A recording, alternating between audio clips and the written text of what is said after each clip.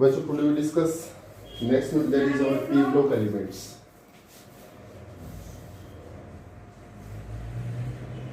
बच्चों p block elements क्या होते हैं?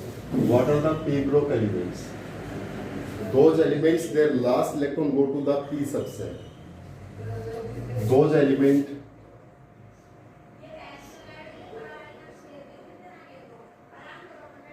their last electron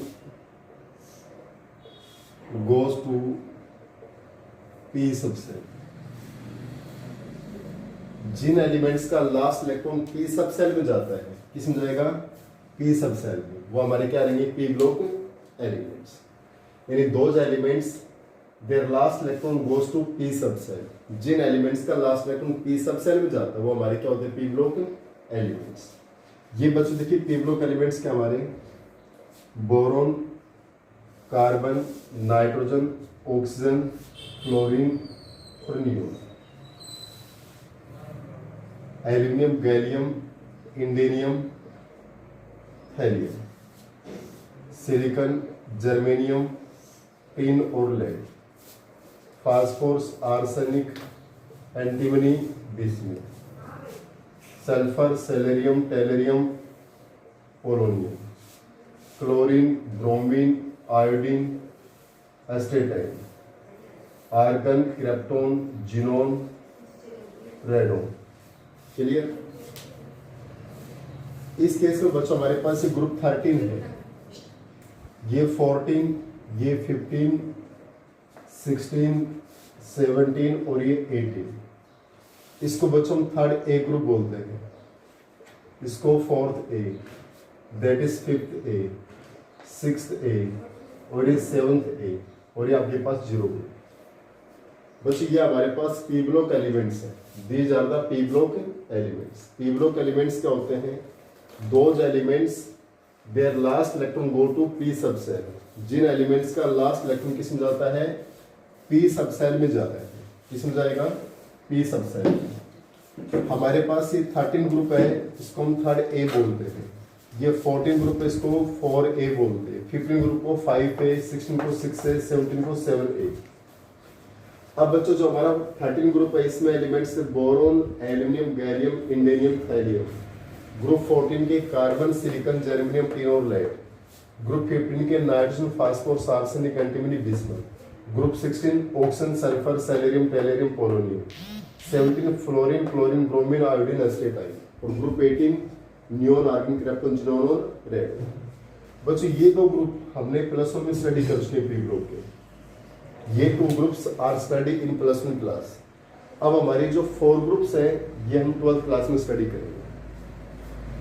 in 4 group में यानी group 15 that is nitrogen family, group 16 oxygen family, group 17 hydrogen family और ग्रुप 18 नोबल गैस फैमिली. इन 4 group को हम 12th क्लास में स्टडी करते हैं बच्चों. सबसे पहले हमारे पास अब आता है आपके पास ग्रुप 15 आता है. सबसे पहले क्या आता है? ग्रुप 15 को स्टडी करेंगे बच्चों, नाइट्रोजन फैमिली. उसके बाद हम ग्रुप 16 को, उसके बाद ग्रुप 17 और उसके बाद ग्रुप 18 को स्टडी करते हैं. बच्चों ये तो पीरियोडिक टेबल का पार्ट्स लिखा था हमने p ब्लॉक एलिमेंट्स. इस सीरीज हमारे पास ग्रुप वाइज याद भी हो जाएगी आपको.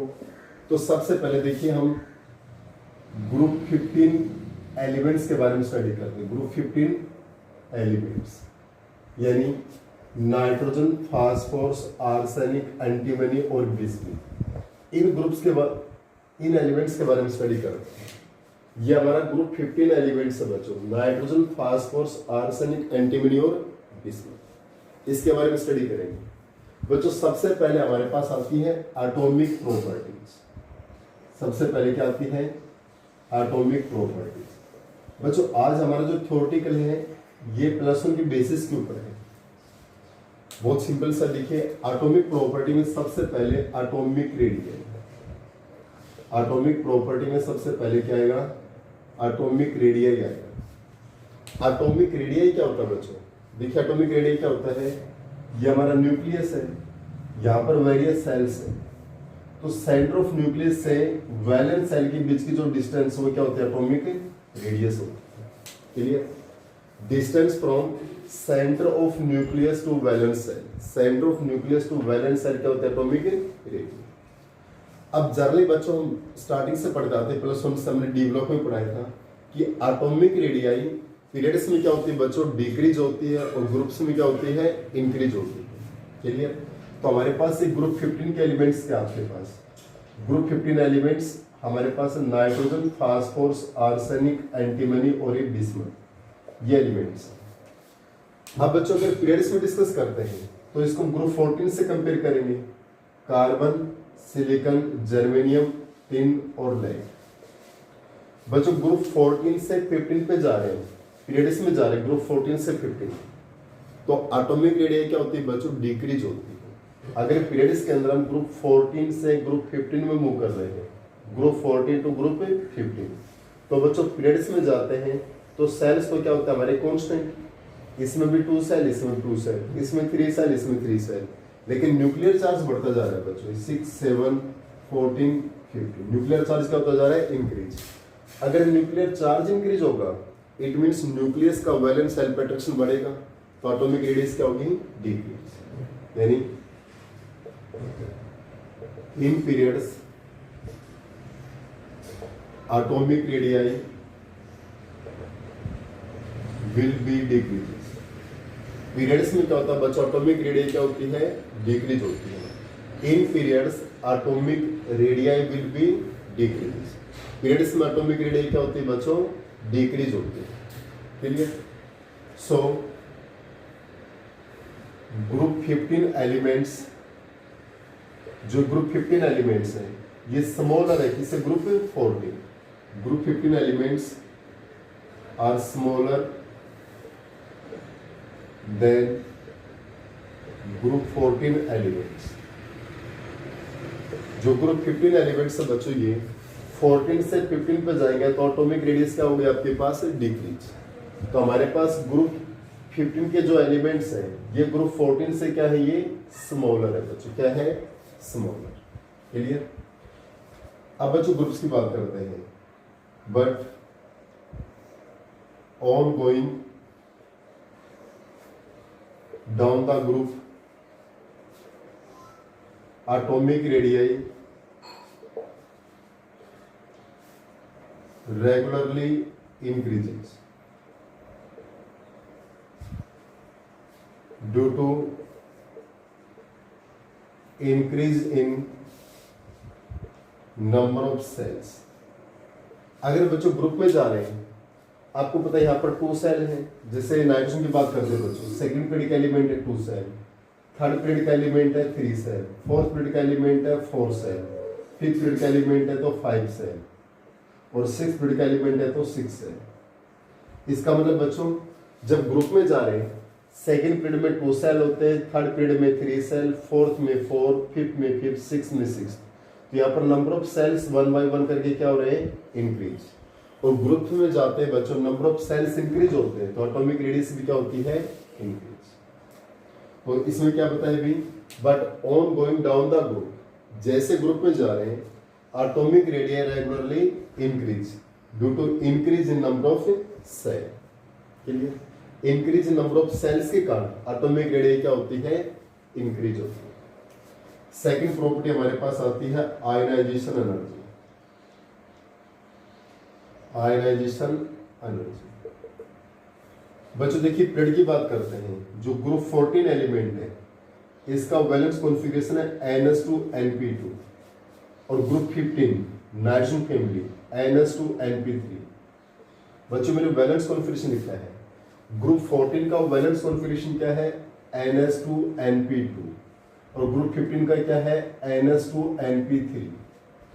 इसका वैलेंस कॉन्फ़िगरेशन है NS2 इसका वैलेंस कॉन्फ़िगरेशन है NS2 इट मींस जो ग्रुप 14 का कॉन्फ़िगरेशन है NS2 और ग्रुप 15 का NS2 इट मींस बच्चों यहाँ पर जो ग्रुप 15 की बात करते हैं, किसकी बात करते हैं? ग्रुप 15 की बात कर रहे हैं।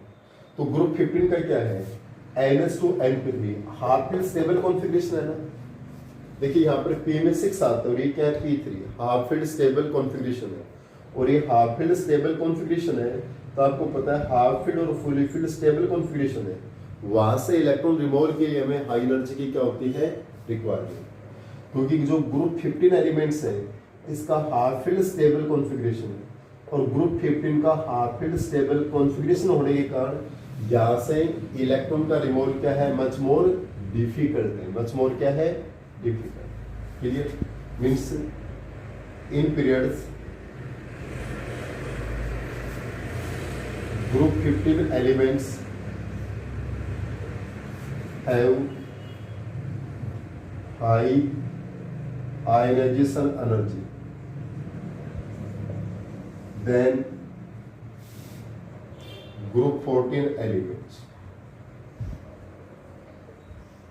due to its half field stable configuration।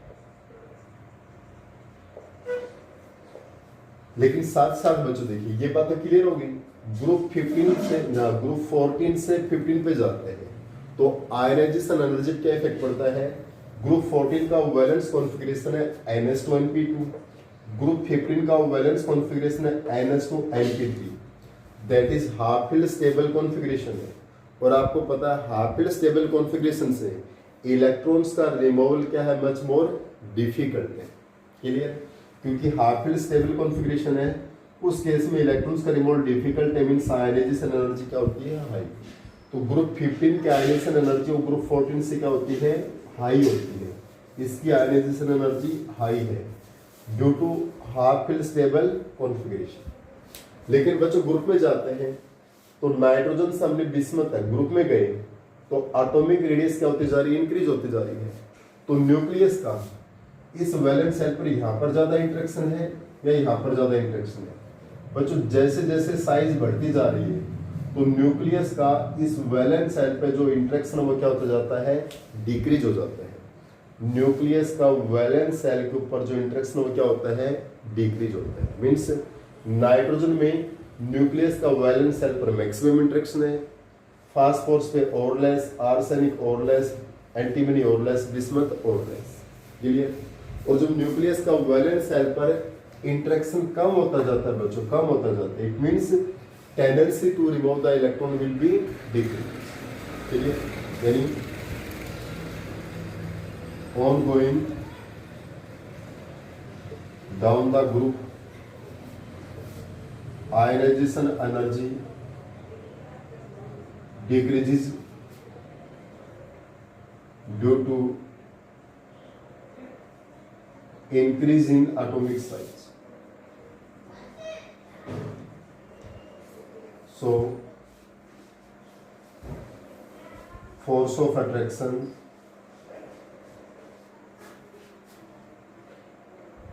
nucleus to valence shell decrease. बच्चों क्या पता, देखिए जो आयनाइजेशन एनर्जी का फैक्टर है, जब हम ग्रुप्स में जाते हैं तो एटॉमिक रेडियस रेगुलरली इंक्रीज होती है, तो न्यूक्लियस का वैलेंस सेल पर जो इंटरेक्शन वो क्या होता जाता है, लेस होता है, तो वहां से इलेक्ट्रॉन्स का रिमूवल क्या होता है, इजी। तो इट मींस आयनाइजेशन एनर्जी क्या होती है बच्चों, डिक्रीज होती है। इसके बाद बच्चों एटॉमिक प्रॉपर्टीज में हमारे पास एक है इलेक्ट्रॉन नेगेटिविटी। बच्चों इलेक्ट्रॉन नेगेटिविटी पीरियड्स में क्या होती है, इंक्रीज, और ग्रुप्स में क्या होती है बच्चों, डिक्रीज होती है। जो इलेक्ट्रॉन नेगेटिविटी है बच्चों वो साइज पे डिपेंड करती है। इलेक्ट्रॉन नेगेटिविटी क्या होती है, tendency to withdraw the electrons towards itself. हर जो प्रॉपर्टी वो है इलेक्ट्रॉन नेगेटिविटी। बच्चे तो बहुत सिंपल सी प्रॉपर्टी है, ये तो हमारे एक बेसिक व्यू है यूनिट का। क्लियर? इलेक्ट्रोनेगेटिविटी क्या है, in periods electronegativity increases but in group decrease. Group में क्या होती है बच्चों, डिक्रीज। जैसे हमारे पास boron, carbon, nitrogen, oxygen, fluorine, इसकी जो इलेक्ट्रोनेगेटिविटी 2 है, 2.5, 3, 3.5, 4, यानी 0.5 इंक्रीज करते जाओ। बोरॉन की इलेक्ट्रोनेगेटिविटी 2 है, 0.5 इंक्रीज कर दिया 2.5, 0.5 इंक्रीज कर दिया 3, फिर 3.5, फिर 4। इसका मतलब पीरियड्स में, इन पीरियड्स के अंदर बच्चों जो इलेक्ट्रोनेगेटिविटी हमारे पास है, इलेक्ट्रोनेगेटिविटी क्या होती है बच्चों, इंक्रीज होती है। Clear? Due to decrease in size, due to decrease in size. तो बच्चों ग्रुप्स में क्या होगा, रिवर्स होगा। लेकिन ग्रुप्स में क्या होगा बच्चों, इलेक्ट्रोनेगेटिविटी क्या हो गई, decreases due to increase in size. यानी पीरियड्स में बच्चों साइज डिक्रीज होती है तो इलेक्ट्रोनेगेटिविटी क्या होती जा रही है, इंक्रीज होती जा रही है। लेकिन ग्रुप्स की बात करते हैं तो यहाँ पर ग्रुप्स में जाएंगे तो साइज बढ़ेगी, तो इलेक्ट्रोनेगेटिविटी क्या होगी बच्चों, डिक्रीज होगी। Means electronegativity decrease in group due to increase in size. Size बढ़ने से वो क्या हो रही है, इंक्रीज। अब बच्चों हम फिजिकल प्रॉपर्टी को स्टडी करेंगे। ये हमारे पास थी atomic properties of P group elements. बच्चों अभी हमारा बिल्कुल जनरल टॉपिक है जो हमने प्लस वन में स्टडी किया था, उसी का रोल है। बोर्ड एग्जाम में यहाँ से कोई क्वेश्चन नहीं बन रहा है, सिर्फ ये हमारे बेसिक कॉन्सेप्ट को क्लियर कर रहा है बच्चों। जैसा कि हमने प्लस वन पढ़ा है उसको मैं रिमाइंड कर रहा हूँ। क्लियर? इसके बाद physical property, physical property of nitrogen family elements. बच्चों सबसे पहले मेटालिक करेक्टर, मेटालिक करेक्टर ध्यान से देखिए बच्चों को, nitrogen, phosphorus, arsenic, antimony, bismuth. बच्चों देखिए ऊपर के दो एलिमेंट्स हैं, ये हमारे पास है नॉन मेटल्स, ये है मेटालॉइड्स, और ये हमारे पास है मेटल। बच्चों देखिए नॉन मेटल्स क्या है, इन दो एलिमेंट्स में नाइट्रोजन और फास्फोरस के अंदर है tendency to accept the electrons है बच्चों। इनके अंदर इलेक्ट्रॉन्स को एक्सेप्ट करने की टेंडेंसी होती है, इनके अंदर इलेक्ट्रॉन्स को एक्सेप्ट करने की टेंडेंसी है, तो नॉन मेटल्स है। ये दोनों की प्रॉपर्टी शो कर रही है। और बिस्मथ की लार्ज साइज है तो it has tendency to loss the electron, तो ये हमारे पास क्या है, metal. Means nitrogen, phosphorus non metals है और बिस्मथ मेटल है, क्योंकि इनके अंदर इलेक्ट्रॉन्स को एक्सेप्ट करने की टेंडेंसी है और बिस्मथ में इलेक्ट्रॉन्स को डोनेट करने की टेंडेंसी है, और ये दोनों की कंबाइंड प्रॉपर्टी शो करती है। So there are known as metals. ये हमारे पास क्या होता है, मेटल्स। इसके बाद बच्चों हमारी जो नेक्स्ट प्रॉपर्टी इसके अंदर मेल्टिंग पॉइंट है, एक आपके पास इसमें एलोट्रोपी है। नेक्स्ट बच्चों मेल्टिंग पॉइंट की बात करते हैं, इनमें ज्यादा डिस्कस नहीं करना बच्चों, नॉर्मल से। Nitrogen, phosphorus, arsenic, antimony, bismuth. बच्चों देखिए मेल्टिंग पॉइंट की बात करते हैं तो मेल्टिंग पॉइंट के केस में हमारे पास क्या है कि नाइट्रोजन से आर्सेनिक इधर जाते हैं तो MPT increases due to increase in atomic mass. So magnitude of van der Waal force of interaction increases। दोबारा देखिए हमने क्या बताया, नाइट्रोजन से आर्सेनिक दाग जाते हैं, नाइट्रोजन से फास्फोरस, फास्फोरस से आर्सेनिक, तो यहाँ पर जो मेल्टिंग पॉइंट है वो क्या हो रहा है, इंक्रीज हो रहा है, क्योंकि एटॉमिक मास क्या होता है, इंक्रीज। एटॉमिक मास इंक्रीज होता है तो मैग्नीट्यूड ऑफ वन वाल फोर्स ऑफ अट्रैक्शन क्या होते हैं, इंक्रीज, इसलिए मेल्टिंग पॉइंट क्या होते हैं, इंक्रीज। लेकिन बच्चों इस केस में मेल्टिंग पॉइंट क्या हो रहा है, डिक्रीज। ये डिक्रीज क्या होता है, due to inert pair effect, inert pair effect. ध्यान करो प्रश्न में इनर्ट पेयर इफेक्ट बताया गया था बच्चों। इनर्ट पेयर इफेक्ट क्या होता है वो बताया गया था, जैसे यहाँ पर NH2NP3 नाइट्रोजन फैमिली का ये बैलेंस कॉन्फ़िगरेशन है, NH2NP3। इनर्ट पेयर इफेक्ट क्या होता है बच्चों कि जो s ऑर्बिटल के इलेक्ट्रॉन्स है, s ऑर्बिटल के electrons reluctance in bond formation, reluctance in bond formation, जो s ऑर्बिटल के इलेक्ट्रॉन्स ये बॉन्ड फॉर्मेशन में क्या करते हैं, रिलेक्टेंस करते हैं, बॉन्ड फॉर्मेशन में पार्टिसिपेट नहीं करते हैं। तो यहाँ सिर्फ 3 इलेक्ट्रॉन बॉन्ड फॉर्मेशन में पार्टिसिपेट करेंगे, ये हमारा होता है इनर्ट पेयर इफेक्ट।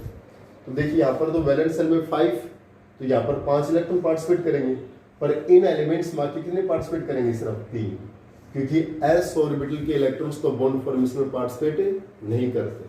तो सिर्फ हमारे पास यहाँ पर जो एंटीमनी से बिस्मथ जाते हैं, इनर्ट पेयर इफेक्ट के कारण मेल्टिंग पॉइंट क्या होता है बच्चों? डिक्रीज होता है।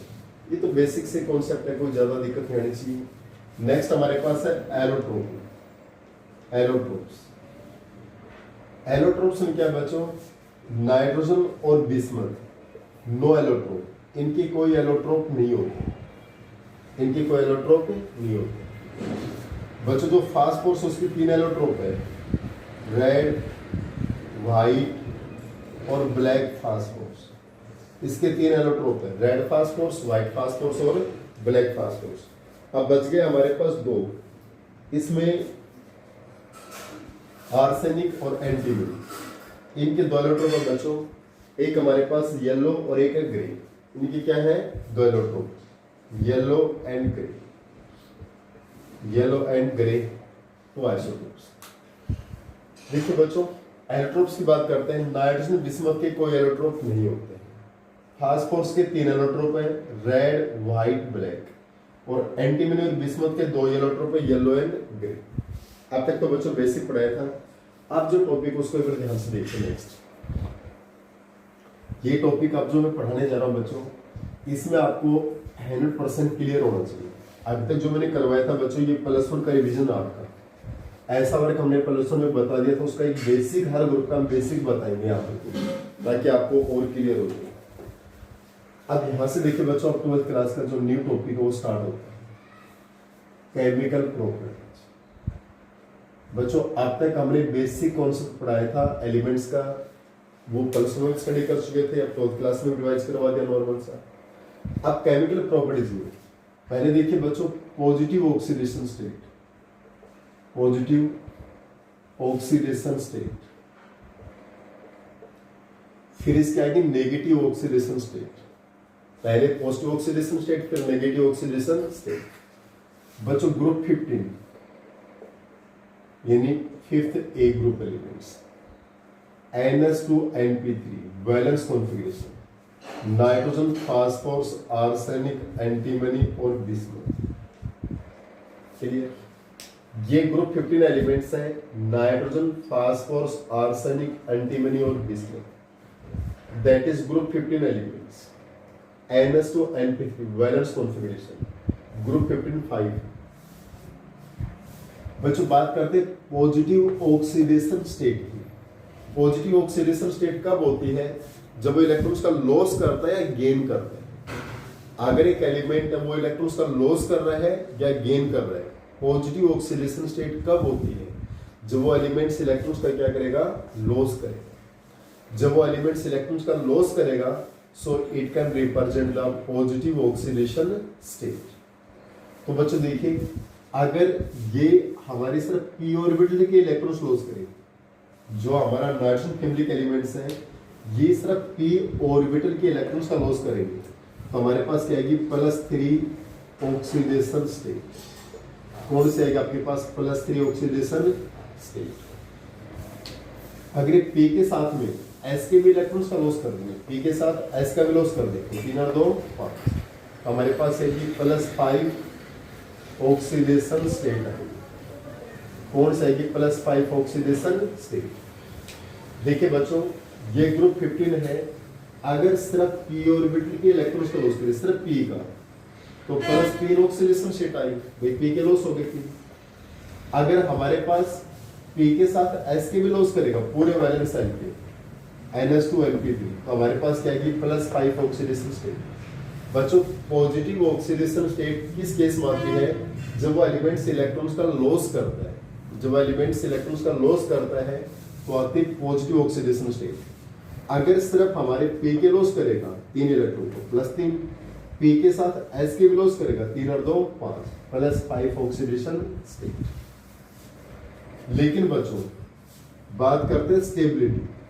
Stability of +3 oxidation state increases in group due to increase in size. So tendency to loss of electron also increase. ध्यान से देखिए मैंने क्या बताया बच्चों, +3 ऑक्सीडेशन स्टेट कब आएगी? जब ये एलिमेंट्स 3 इलेक्ट्रॉन का लॉस करेंगे, पी ऑर्बिटल के इलेक्ट्रॉन्स का लॉस करेंगे। अगर सिर्फ पी के लॉस करते हैं तो +3 ऑक्सीडेशन स्टेट। अब ये बताओ बच्चों, 3 इलेक्ट्रॉन नाइट्रोजन से जल्दी लॉस होंगे, फास्फोरस से, आर्सेनिक से, एंटीमनी से, बिस्मथ से। तो बच्चों यहाँ पर जितनी साइज ज्यादा होगी जितना ही जल्दी इलेक्ट्रॉन्स का लॉस पॉसिबल है ना, जितनी साइज एक्सेस होगी उतना ही इलेक्ट्रॉन्स का लॉस इजी से पॉसिबल है।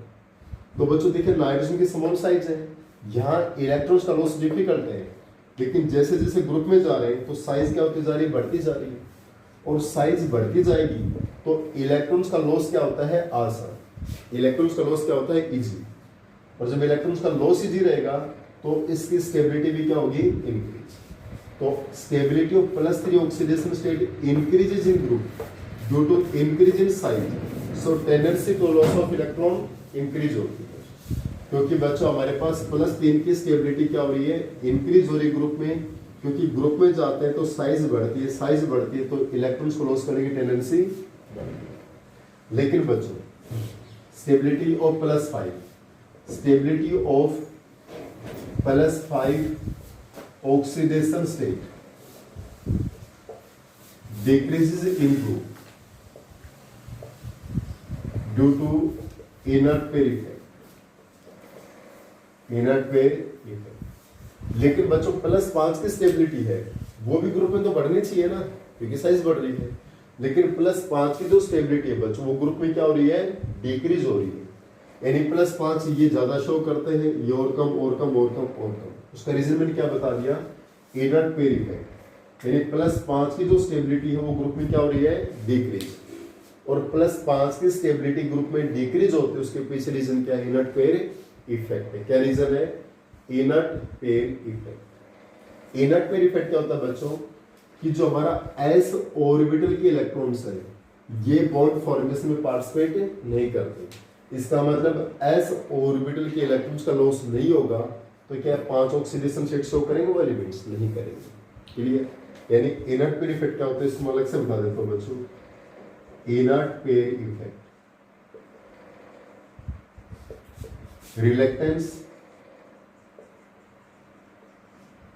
reluctance of s orbital electrons in bond formation।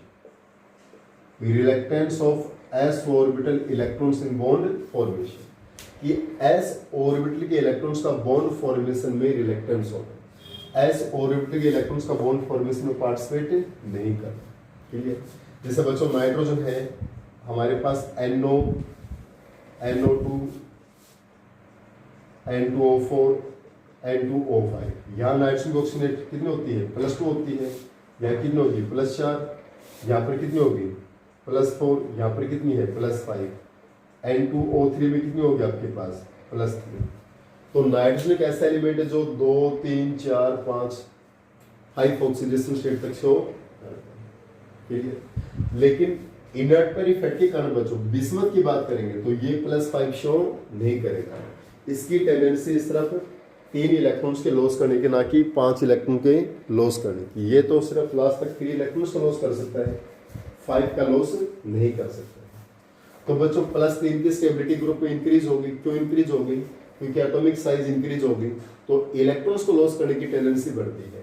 +5 की स्टेबिलिटी डिक्रीज होगी। क्यों? Due to the inert pair effect. Inert pair effect होने के कारण उसकी स्टेबिलिटी क्या हो गई? डिक्रीज। अब बात करते हैं बच्चों नेगेटिव ऑक्सीडेशन स्टेट की। किसकी बात करते हैं? नेगेटिव। बच्चों नेगेटिव ऑक्सीडेशन स्टेट कब होती है? जब वो इलेक्ट्रॉन्स को क्या करेगा? गेन करेगा। अब बात हम करते हैं नेगेटिव ऑक्सीडेशन स्टेट। किसी भी एलिमेंट की नेगेटिव ऑक्सीडेशन स्टेट कब आती है? देखिए जो नाइट्रोजन फैमिली का NH2NP3 वैलेंस सेल में कितने इलेक्ट्रॉन है? 5 इलेक्ट्रॉन है ना। ऑक्टेट कंप्लीट करने के लिए कितने इलेक्ट्रॉन्स गेन करेगा? 3 इलेक्ट्रॉन्स। 5 और 3 8 हो गए ना। Every element wants to complete its octet. प्रत्येक एलिमेंट अपना ऑक्टेट कंप्लीट करना चाह रहा है। इसके वैलेंस सेल में 5 इलेक्ट्रॉन्स हैं। ऑक्टेट कंप्लीट करने के लिए कितने इलेक्ट्रॉन्स की रिक्वायरमेंट है? 3 इलेक्ट्रॉन्स की रिक्वायरमेंट है। इसके वैलेंस सेल में 5 इलेक्ट्रॉन है। ऑक्टेट पूरा करने के लिए 3 इलेक्ट्रॉन की रिक्वायरमेंट है, तो क्या शो करेगा? प्लस, सॉरी 3 इलेक्ट्रॉन्स को गेन करेगा, क्या शो करेगा? -3 stable oxidation state. Every element wants to complete its octet. इसके वैलेंस सेल में 5 इलेक्ट्रॉन है। 8 पूरे करने के लिए कितने इलेक्ट्रॉन्स गेन करेगा? 3। तो ये क्या शो करेगा? -3 स्टेबल ऑक्सीडेशन स्टेट। यानी नाइट्रोजन फैमिली एलिमेंट्स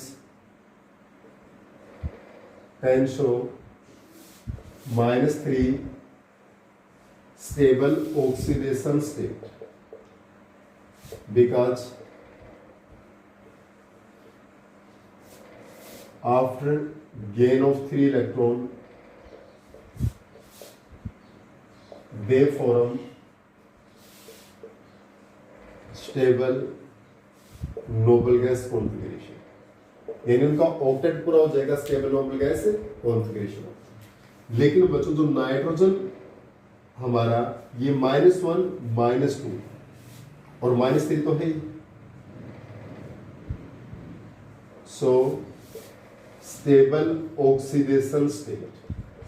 जो बच्चों देखिए बाकी जितने एलिमेंट्स हैं नाइट्रोजन फैमिली के, वो क्या कर रहा है कि उनकी जो -3 है वो क्या है? स्टेबल ऑक्सीडेशन स्टेट है। -3 क्या? Stable oxidation state. लेकिन जो नाइट्रोजन है वो -3 के साथ -1 और -2 भी शो कर देता है। क्यों? Due to its small size and high electronegativity. Small size और हाई इलेक्ट्रोनेगेटिविटी, इसकी स्मॉल साइज और हाई इलेक्ट्रोनेगेटिविटी।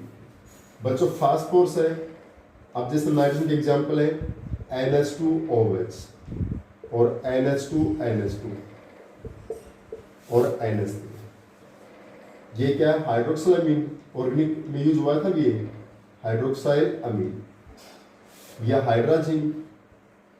यहाँ ऑक्सीडेशन रेट निकालो बच्चों, यहाँ -1 आएगी या -2 आएगी, और इसमें अमोनियम का -3 है। तो बच्चों नाइट्रोजन जो ऑक्सीडेशन स्टेट शो करता है -1 -2 -3, यानी -1 -2 भी शो करता है। क्यों? इसकी स्मॉल साइज है और हाई इलेक्ट्रोनेगेटिविटी। इसकी एक तो स्मॉल साइज और हाई इलेक्ट्रोनेगेटिविटी।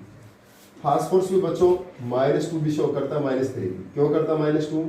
जैसे फॉस्फाइन है PH2 due to its high electronegativity. ठीक है, बाकी एलिमेंट्स क्या शो करेंगे? -3।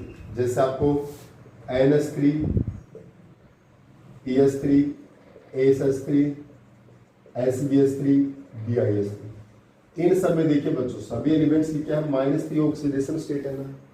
सभी नाइट्रोजन फैमिली एलिमेंट्स की क्या -3 स्टेबल ऑक्सीडेशन स्टेट। तो बच्चों जितने भी नेगेटिव ऑक्सीडेशन स्टेट का बात है, जब वो इलेक्ट्रॉन्स को गेन करता है, ये ऑक्टेट पूरा करने के लिए नोबल गैस कॉन्फ़िगरेशन के लिए 3 इलेक्ट्रॉन्स को गेन करते हैं, इसलिए they can show -3 stable oxidation state. लेकिन जो नाइट्रोजन है वो -3 के साथ -1 और -2 भी शो कर देते हैं, क्योंकि उनकी स्मॉल साइज और हाई इलेक्ट्रॉन नेगेटिविटी है। और जो हमारे पास बच्चों फास्फोरस है वो -2 -3 शो करता है due to its high electron negativity. बाकी एलिमेंट्स क्या शो करेंगे बच्चों? -3। कल हम इसका और आगे स्टडी करेंगे।